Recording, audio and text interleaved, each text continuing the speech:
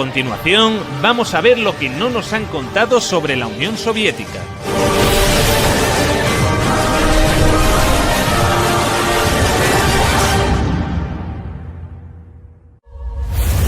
Esta es la evolución del PIB ruso en los últimos años del régimen zarista, prácticamente estancado hasta que se produce el origen de la Unión Soviética. Lo primero que harán será una reforma agraria que otorga a los campesinos propiedad sobre la tierra. Luego, los primeros años de socialismo, como consecuencia de la Primera Guerra Mundial y la Guerra Civil, fueron complicados. En 1921 se creará el Gosplan, el Centro de Planificación. Será un primer plan basado en la electrificación del país, necesario para desarrollar toda una serie de infraestructuras en un país en el que casi no había nada. Esto es lo que sucede con el PIB soviético cuando se inicia el Gosplan. Lo que muestra que la manera en la que los soviéticos habían organizado la economía no era un fracaso para nada. Hasta 1970, el crecimiento era alto. A partir de entonces, entre 1970 y 1980, el crecimiento era menor. Y el crecimiento del bloque blanco algo mayor. Los mecanismos de bloqueo aparecen en esa época. La única caída significativa fue durante la Segunda Guerra Mundial. Una guerra que, a diferencia de lo que nos vende Hollywood, fue ganada a los nazis gracias a la Unión Soviética.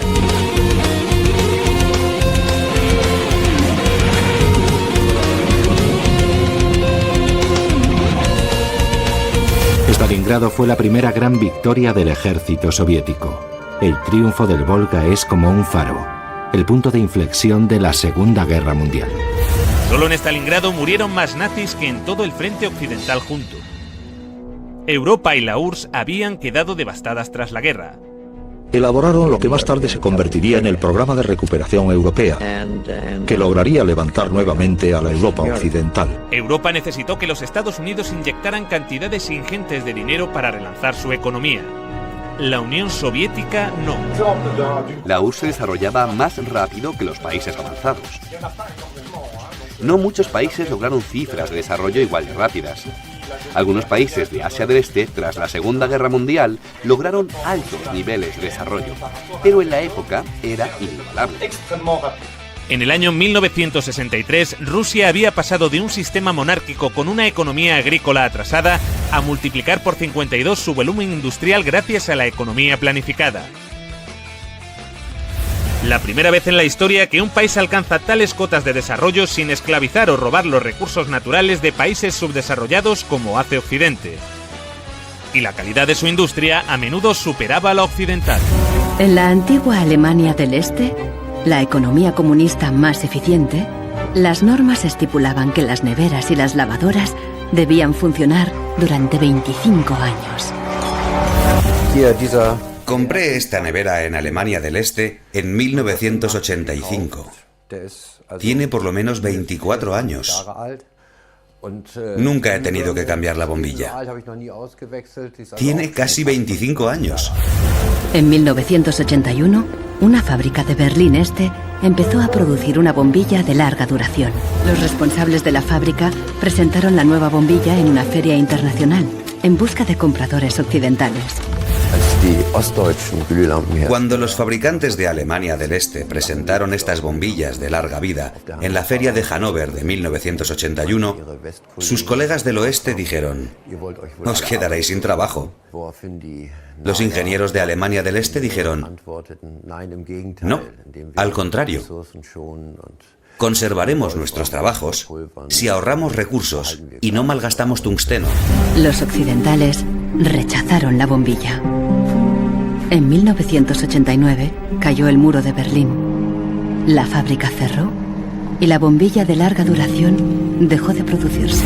El socialismo logró también mejorar de manera notable la calidad de vida de los ciudadanos. La vida de los soviéticos mejora en muchas cosas: la educación, la salud, el trabajo, pero a cambio la gente paga un precio muy alto.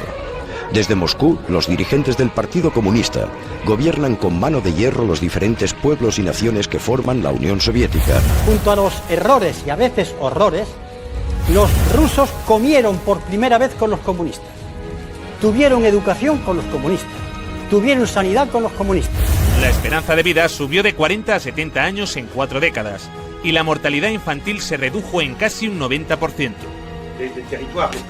Entre 1920 y 1921 hay una hambruna terrible. La guerra destruye la agricultura y además la guerra se da en los territorios más fértiles.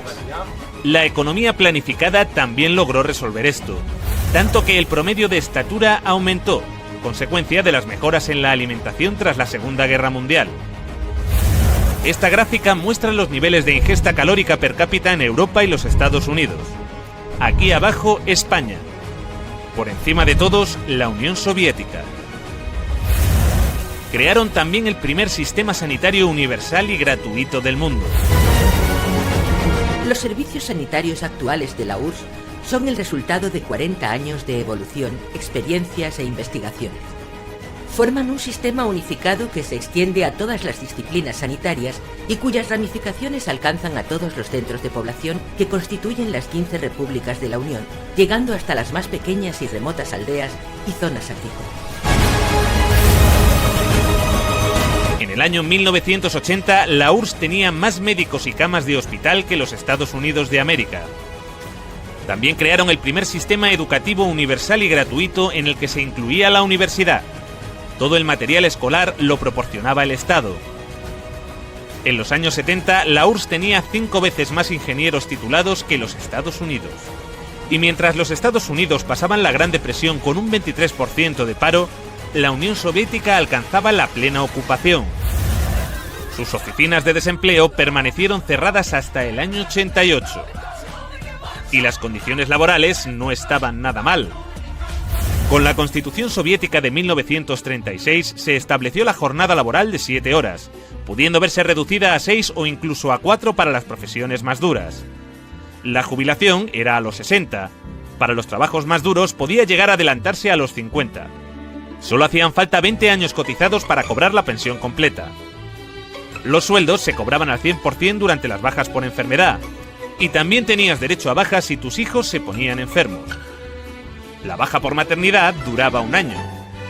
De hecho, fue el país que consiguió las mayores cotas de igualdad entre hombres y mujeres. Antes, en la RDA de su juventud, la mujer era igual que el hombre, y a veces incluso superior. 9 de 10 trabajaban, había guarderías para sus hijos y tenían tiempo de ocio. Este sistema de seguridad social serviría de inspiración a la socialdemocracia occidental, que llevaría a los Estados Unidos y a Europa a su mejor época de la historia en bienestar y derechos. Entre esos derechos están el acceso a un trabajo útil y remunerado, el derecho a unos ingresos suficientes para proveer de una adecuada alimentación, vestuario y esparcimiento, el derecho de cada familia a un hogar decente, el derecho a una cobertura médica adecuada y la posibilidad de tener buena salud y gozar de ella, el derecho a una adecuada protección ante los temores económicos vinculados con la vejez, la enfermedad, los accidentes o el desempleo. El derecho a una buena educación. Luego llegaron los liberales y empezaron a joderlo todo, pero esto es otra historia. Para el resto del mundo, el aporte científico de la Unión Soviética, incluso en economía, aunque no sea totalmente científica, es notable incluso para Europa. El virólogo soviético Víctor Sanov presentó su plan para erradicar la viruela ante la Organización Mundial de la Salud. Por primera vez en la historia, la humanidad lograba eliminar una enfermedad gracias a una campaña de vacunación en la que la Unión Soviética tuvo un papel fundamental. Fueron los primeros que lograron poner un satélite en órbita, el Sputnik. Los medios de comunicación de todo el mundo estaban embargados de emoción porque el hombre había podido llegar al espacio. El cosmonauta soviético Yuri Gagarin fue el primer hombre en viajar al espacio. Valentina Tereskova, la primera mujer. La Mir, la primera estación espacial. Incluso el primer teléfono móvil.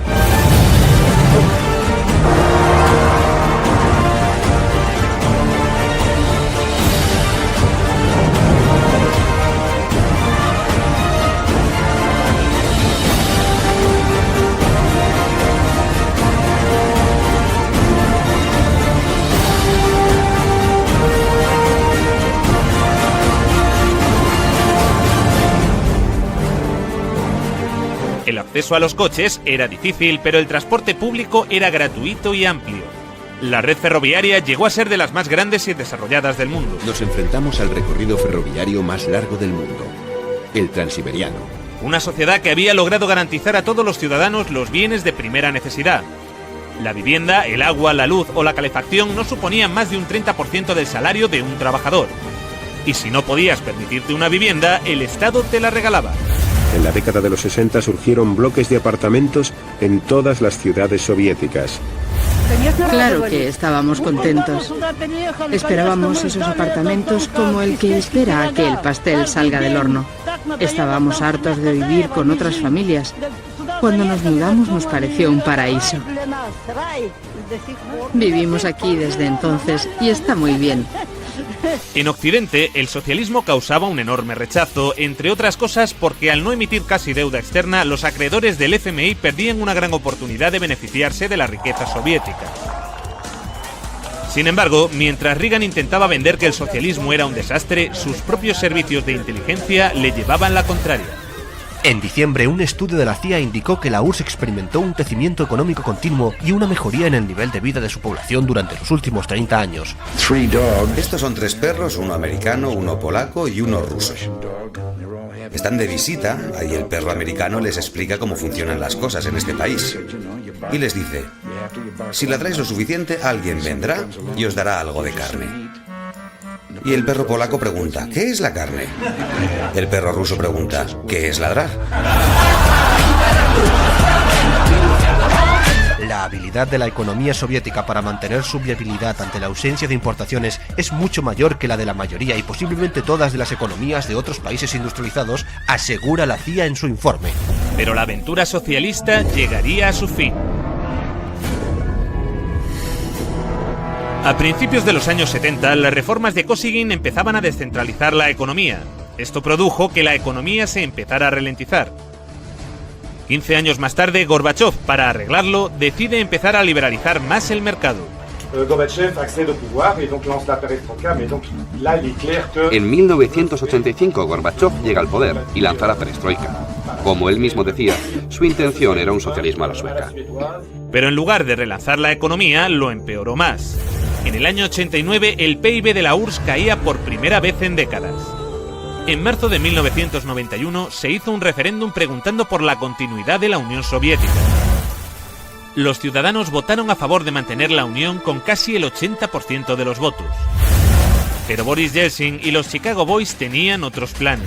Esto sucedió a pesar de un referéndum en el que la mayoría de la población votó por la conservación de la Unión Soviética. En agosto de ese mismo año, una facción del Partido Comunista dio un golpe de Estado. Según la agencia de prensa soviética TASS, el presidente soviético Mikhail Gorbachov ha renunciado a su cargo y ha sido sustituido por Gennady Yanev. Lo que están haciendo es engañar vilmente al pueblo. Esto es un golpe anticonstitucional. El golpe fracasó, pero debilitó lo suficiente al gobierno para iniciar el desmantelamiento de la Unión Soviética encabezado por Boris Yeltsin. Estábamos defendiendo una Rusia libre, y el símbolo de esa Rusia libre era Yeltsin. Un proceso que ya parecía irreversible desde hacía 2 años cuando se produjo la emblemática caída del muro de Berlín. Algo que hoy se recuerda como un gran logro de la humanidad.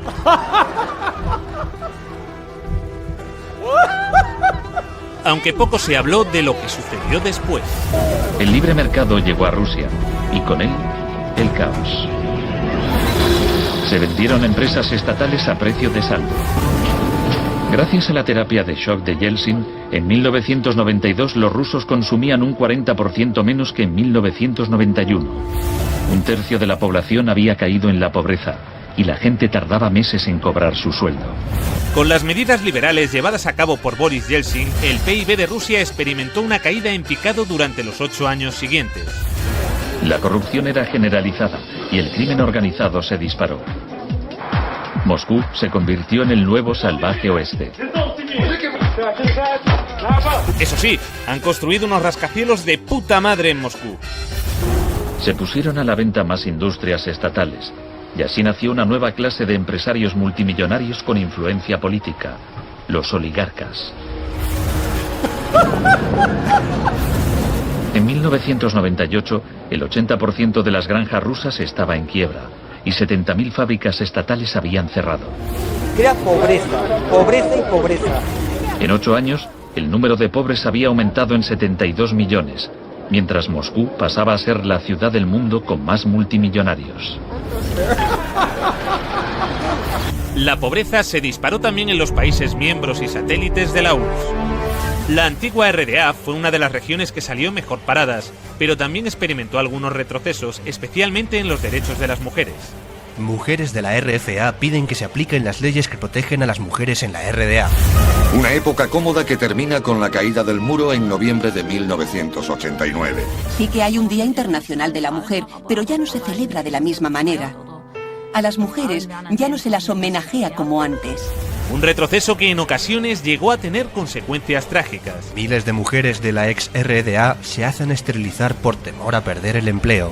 Las regiones que están más al sureste de Europa o las próximas al Cáucaso pasaron a convertirse en países cuasi tercermundistas. La desintegración de la Unión Soviética ocasionó el colapso de la seguridad social de la que gozaban antes las personas mayores.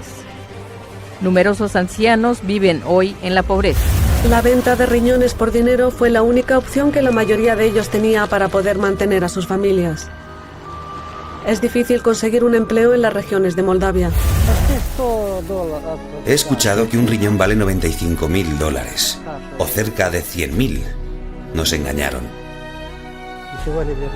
Sé que no debí viajar a Turquía, pero necesitaba el dinero. Ahora ese dinero ha arruinado mi salud. Desde entonces, los latentes conflictos interétnicos que persistían en varias repúblicas de la URSS se intensificaron y desataron choques armados. Según diferentes datos, estos enfrentamientos se cobraron las vidas de decenas de miles de personas. Millones tuvieron que refugiarse. En Rumanía, ahora es habitual ver a niños viviendo en la indigencia en las calles de Bucarest.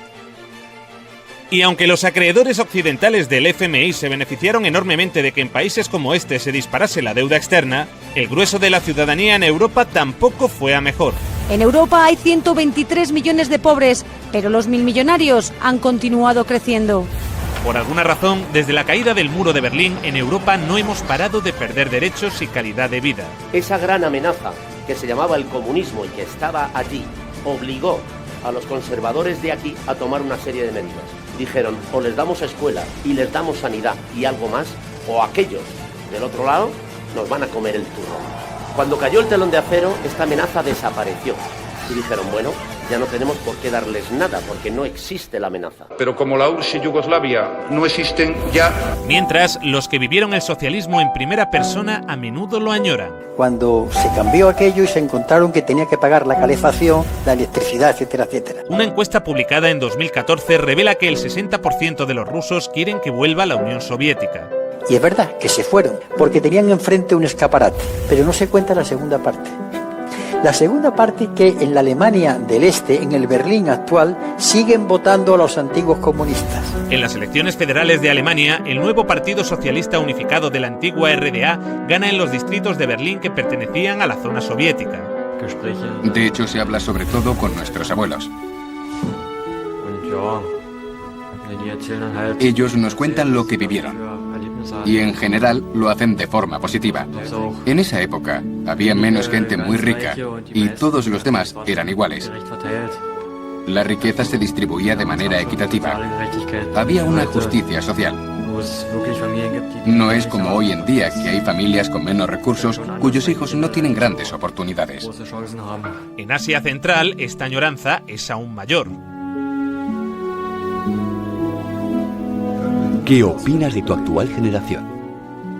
Nos hemos quedado huérfanos. Los países se separaron y nos perdimos. Quizá en 20 años hayan desaparecido. Creo que las cosas iban mejor antes, en la Unión Soviética. En el mejor de los casos, solo unos 600 aldeanos aún viven aquí. Pero cuando Kirguistán formaba parte de la Unión Soviética, la gente de todas partes de la República deseaba venir a este lugar. Todo funcionaba. Las fábricas, las plantas. Las personas vivían de manera igualitaria. Al comparar, yo elegiría el estado en el que vivía cuando tenía 7 años. Con la llegada de Putin al poder, la economía empezó a recuperarse. Se redujo la pobreza y la criminalidad. Pero los niveles de bienestar jamás regresaron. La desigualdad sigue en los niveles de la época de Yeltsin. La tasa de mortalidad en Rusia aún está muy por encima de los niveles de la era soviética.